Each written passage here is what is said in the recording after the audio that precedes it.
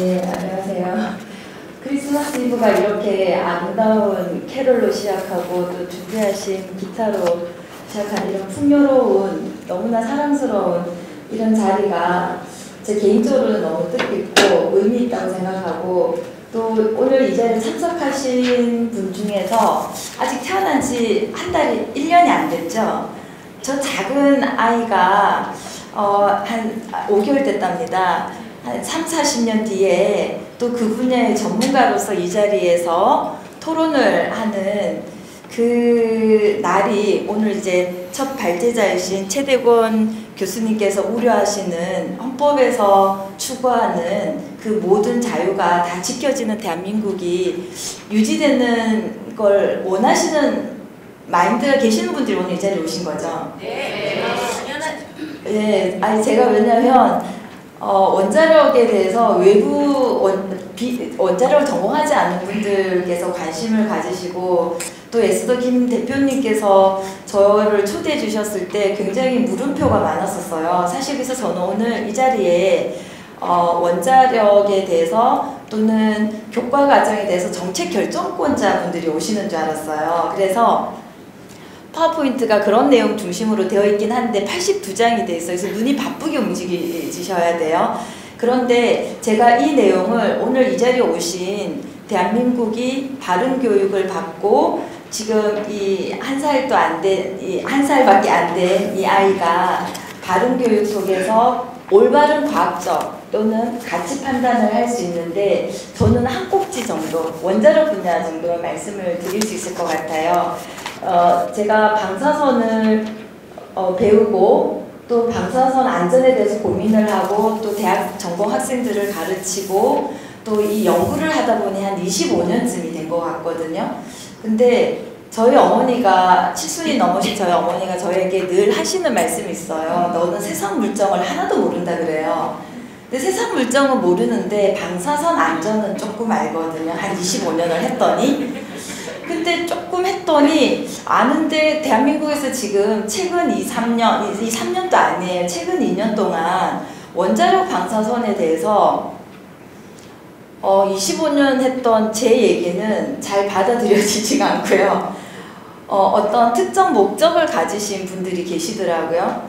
그들의 언어가 국민들에게 더 잘 와닿고, 그러한 것들이 지금 이제 한영복 대표님께서 조금 있다가 그 교과서에 심지어 어떻게까지 실렸는지를 말씀을 해 주실 건데, 저는 같이 공감대를 좀 형성하고 싶습니다. 그래서 어쨌든 세상 물정은 잘 모르지만 방사선 안전만큼은 오늘 이 시간에 같이 공유를 좀 하려고 하는 노기라고 합니다. 인사가 제 소개가 늦어졌는데요. 사람들이 이런 얘기를 정말 많이 해요. 뉴스를 보니까 그렇다던데 이거 진짜 위험한 거 아니에요 그래요. 그런데 전문가들은 대부분 답변이, 저도 곧 말씀을 드리겠지만 그 정도 피폭량이면 암 걸릴 확률이 0.00 몇 %입니다. 그러니까 위험한 거지 않습니까? 잘 못 알아듣는 용어들을 자꾸 설명을 하더라는 거죠. 그래서 저의 경우는 뭐 설명할 필요도 없어요. 왜냐하면 이 자리에 참석하신 분들이 다들 스스로 이성적인 판단 능력이 저는 뛰어나신 분이라고 생각하거든요. 그러니까 이 크리스마스 이브 때 이런 곳에 오셔서 또 뭔가 고민을 하시려고 하시지 않을까라는 생각이 들어요. 저는 아까 제가 이 자리에 앉는 순간부터 얘가 한 120만에서 50만 정도 하는 방사선 측정기거든요. 얘를 켜놨어요. 0.08이 마이크로 시볼트 피폭을 저는 이 자리에 오늘 3시간 동안 있으면 한 0.25 정도 마이크로 시볼트 정도 피폭을 받을 거예요. 그런데 제가 다니는 모든 곳에서 저는 방사선 피폭을 받거든요. 얘는 과학이에요. 얘는 속일 수가 없다고요. 제 몸무게는 죄송하지만 말씀을 못 드리겠지만 약 50점대 킬로그램에 있어요. 근데 저희 어머니는 얘가 말라서 어쩌나 그래요. 저는 이 살 좀 빼야 되는데, 이 감성과 실제 제 몸무게에 들어가는 킬로그램은 다른 얘기거든요. 지금 대한민국의 원자력 방사선 얘기는 정확하게 이 값들이 알려져요. 그런데 국민들은 불안해서 못 살겠다. 심지어 방사능 포비아라고 해서 구토가 증상까지 일어나는, 대한민국에 있는 그 좋은 D회사 침대를 수거하는 현상이 일어나요. 제가 방사선만 한 저로서는 뭐지? 어이없는 일이거든요. 그래서 지금 사진이 잘 보여지시는지 모르겠지만 얘가 우리나라의 그 통치자가 작년에 선출되기 전에 고등학교 아이들에게 질문을 한 거예요. 얘들아, 원자력을 너희들은 할 거니 너희 세대에서도? 했더니 손든 아이들이 거의 대부분 손들었어. 몇몇 아이들은 잘 모르겠다, 저는 불안해요 해서 반대하긴 하지만, 그런데 이 아이들이 원자력에 대해서 이 교과서에서 내용을 정확하게 알기도 전에 최근에 와서 어떤 정책 변화가 일어나요. 그러다 보니까 이 작년 여름이에요. 과학 선생님들, 경기도에 계시는 과학 선생님들, 뜻 있는 선생님들께서 진짜 방사선 얘기를 좀 해달래요. 그래서 그들에게 제가 찾아갑니다. 그리고 학부모님들, 엄마들이에요. 엄마들께서 방사선 진짜 위험한 거 아니에요? 라고 질문을 해요. 그래서 또 찾아가요. 그런데 굉장히 신기한 건 짧은 시간 안에 이분들의 생각들을 바꿔주는 게 지식이었었습니다. 루머가 아니었고요. 불안정한 용어가 아니었다라는 거죠. 너무 안타까웠던 게 2015년 11월 24일 날 제가 발표를 했더라고요. 이분들이 누구냐면 원자력을 그 가난한 시절부터 만드셨던 대한민국의 과학기술과 관련된 장차관님들이세요. 원자력에 대해서 제가 현장에서 느끼는 루머가 만만치 않습니다. 눈높이 맞춰서 했냐 안 했냐는 잘 모르겠어요. 얘가 제가 2013년부터 혹시 통계학을 보실 수 있는 분들이면 내용을 아시겠지만 아주 짧은 교육에도 2년 다 빼고 이 측정기와 아이들 스스로 측정하기에 방사선에 대한 설명을 했더니 교육의 효과가 굉장히 좋아져요. 통계학적으로 속일 수가 없습니다. 그런데 이걸 2006년부터 2015년 한 해 빼고 작년까지 해왔어요. 올해는 못하고 있습니다. 참고로 1000개 넘는 학교에 6만 명이 넘는 학생들을 대상으로 합니다. 대한민국 아이들 굉장히 똑똑해요. 제가 교육받는 초등학교, 중학교 시절하고 다르거든요. 이 아이들은 지식 습득에 대한 굉장히 똑똑한 아이들이에요. 이걸 2004년도부터 개발을 시켰습니다. 어떻게 가르칠까? 그래도 저는 여론이 요렇게까지 밖에 안 무너진 게 그나마 과학적인 판단을 할 수 있는 자료들이 있었기 때문이지 않을까라는 거죠. 이러한 교재들 조금 더 제가 필요하신 분들은 보세요. 만들었어요. 이 교재들을 선생님들을 위해서 이런 교환들을 만들어요. 아이들에게 너희 스스로 측정해보라 그래요. 아무런 편견 없이. 그리고 2시간이면 충분합니다. 아이들이 정규 교과까지 들어갈 필요도 없어요. 있으면 더 좋겠지만 제가 심각한 자료들을 한번 보여드릴게요. 뭐냐면 2017년도 분석 자료인데요. 원자력 안전합니까? 원자력 필요합니까? 라는 이야기가 교육을 했는데도 교육을 하니까 더 안 안전하대요. 교육을 하고 나니까 더 필요가 없대요. 동일한 강사진들을 배출을 했고 동일한 재료들을 했는데 저는 제가 이 통계 분석을 잘못한 줄 알았어요. 그리고 선생님들을 모셔요. 이상하다. 2013년부터 분석을 했는데 왜 작년에는 이상한 결과가 나오죠? 했더니 선생님들이 하시는 말씀이 있으셨어요. 어떤 특정 단체에서 나와서 환경 이야기를 한다. 프로그램이 너무 좋대요. 왜냐면 에너지 절약하는 방법도 가르쳐주고 너무 좋은데 그 선생님들께서 오셔서 얘들아, 대한민국은 이제 원자력은 안 해. 너무 위험하고 원자력은 악이야. 그래서 대통령께서도 안 하기로 했어. 원자력은 앞으로 우리나라에서 사라질 에너지야. 그리고 적폐이고 마피아인 사람들이 와서 원자력 필요하다라는 얘기를 할 거야. 그거 다 거짓말이야. 이 얘기를 먼저 앞에서 했다라는 걸 선생님께서 말씀을 해주시지 않으셨다면 저는 이런 교육이 이루어지는지를 몰랐을 거예요. 그리고 이 통계에 오류가 없었더라면, 그래서 이 아이들이 과학적 판단을 왜 어떤 이념으로 접근을 해야 되냐라는 매우 두려운, 그리고 여러 재료들을 만듭니다. 라도는요, 이미 우리 안전에 있어서 방사선 인간의 피폭에 있어서 늘 1순위였었어요. 라돈 문제가 1순위가 아니었던 적이 없었습니다.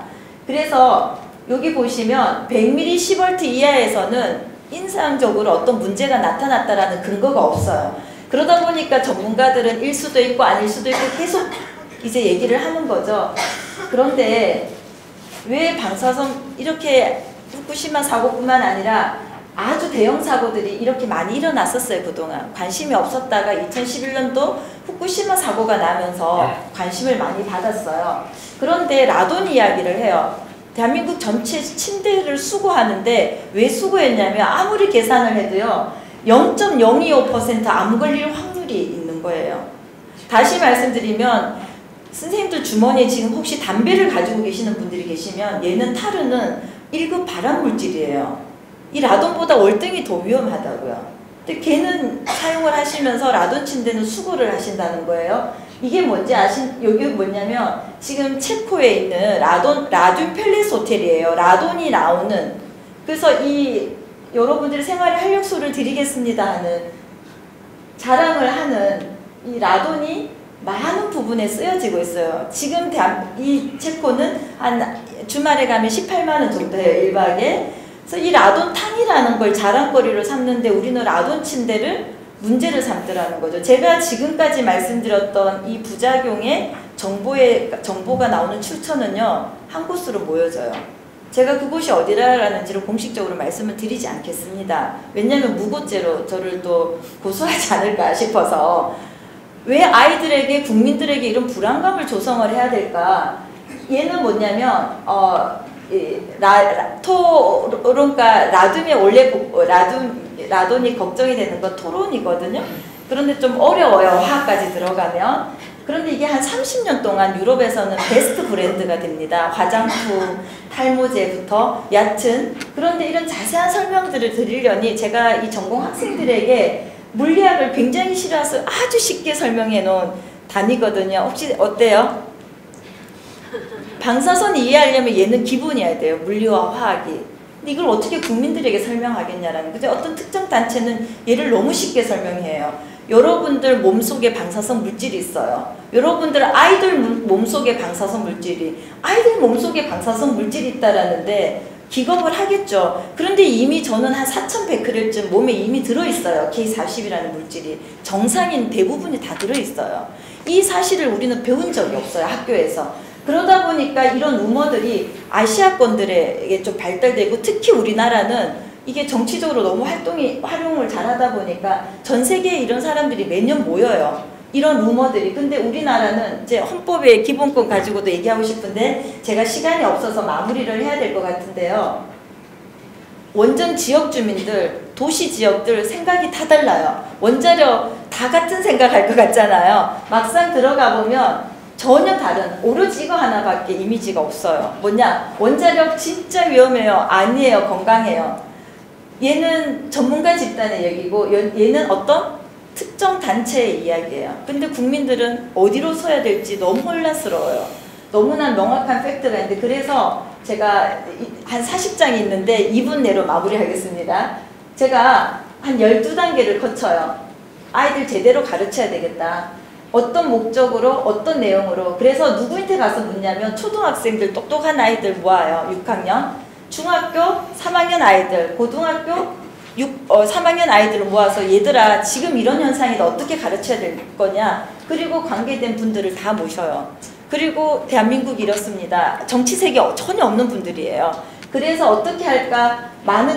여기는 방사선 위험이 빠져있지 않습니다. 초등학교에 위험, 오해와 진실, 핵폭탄, 중학교에는 핵폭탄까지 들어가요. 왜? 아이들이 배우고 싶다고 하니까. 과학을 가르칩니다. 이념을 가르치는 게 아니고, 그걸 또 각 교실마다 가서 평가를 해봤더니 여러 내용들이 아이들이 몰랐어요 라는 거예요. 그런데 이상한 얘기를 해서 속았다라는 거죠.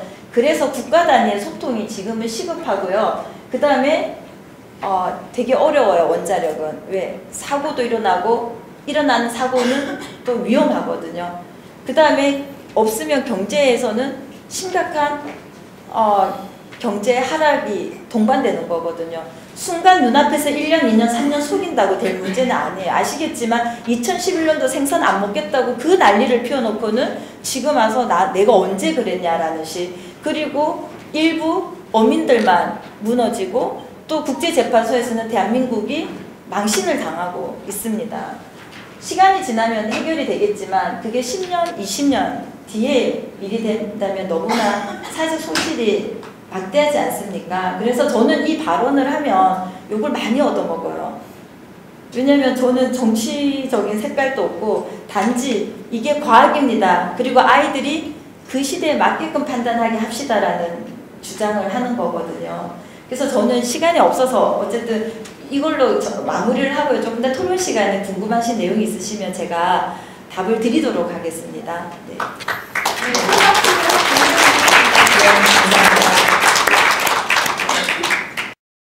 안녕하세요. 서울여자대학교 행정학과 졸업 학생입니다. 일단 저는 한옥 박사님께 여쭤보고 싶은 게 있는데요. 일단은 감성적인 부분에서 저희가 원자력 부분에 많은 비판적인 인식을 심어주고 있는 것 같습니다.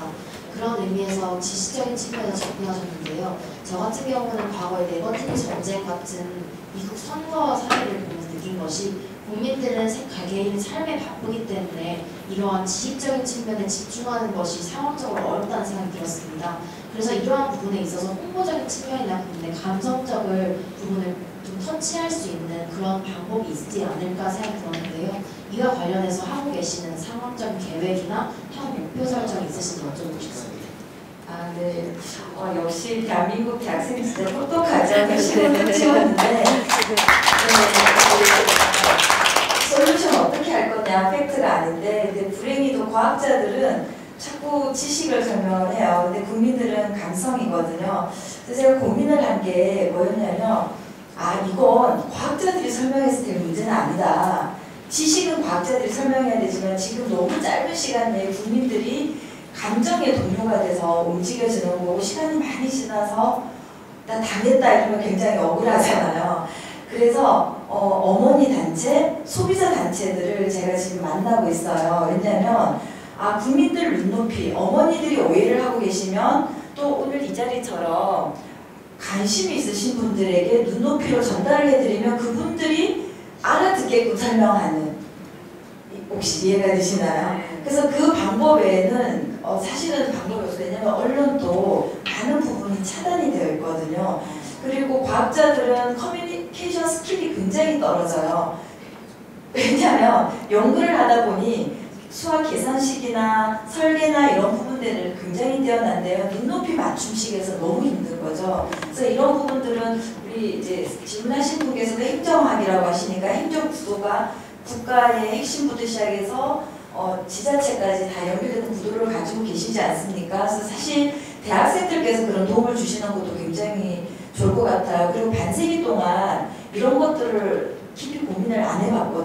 왜냐면 기술 자립하는 그 어려운 문제들을 공학도들이 하느라고 그게 정신이 다 팔려있었어요. 그리고 너무 갑작스럽게 이 변화가 일어나니까 사실은 대응이 많이 부족했고 감성소통에 한계는 있어요. 그래서 오늘 여기 계시는 분들께도 제가 여러 말씀을 드리는 게 저는 제 입장에서 이 자리에 계시는 분들께서 또 다른 원자력 대학 커뮤니케이터라고 생각을 하거든요. 그런 감성소통을 좀 해주셨으면 좋겠고 어쨌든 저는 어머니 단체를 만나고 또 언론은 지금으로서는 한계가 있고 대통령의 공약이 또 있으시기 때문에 커뮤니케이션이 지금 어쨌든 문제가 있는 상황이라는 말씀밖에 못 드리고 사실 한영복 대표님을 저는 이 자리에서 처음 뵀어요. 그런데 깜짝 놀랐어요.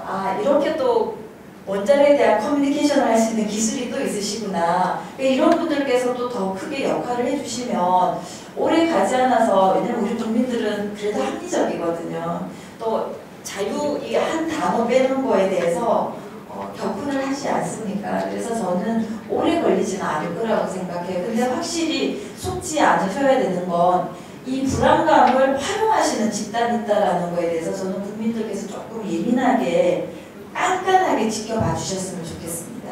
네.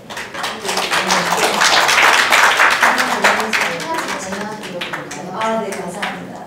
저 같은 경우는 다른 단체, 시민단체에서 활동을 했었는데요. 거기서 대학생 혁신제안 발표대회라는 걸 개최했었어요. 그래서 대학생들과 그런 박사님들이 연계하고 교수님들이 연계해서 대학생들이 그곳의 지자체 단체에서 정보를 받고 그런 정보 시스템을 체계화한 다음에 그거에 대한 그런 문제점들에 대한 아이디어를 발표했거든요. 이런 부분에 있어서 굉장히 많은 도움을 받으셨다고 해요. 그래서 박사님도 여러 가지 많은 분들을 만나시고 좋은 분들을 만나셔서 들었는데 그런 대학생들을 연계해서 어떤 아이디어나 이런 부분을 들으시는 것이 보다 효과적인 해결 방안에 도움이 될 수 있을 거라 생각합니다. 네, 감사합니다. 알겠습니다.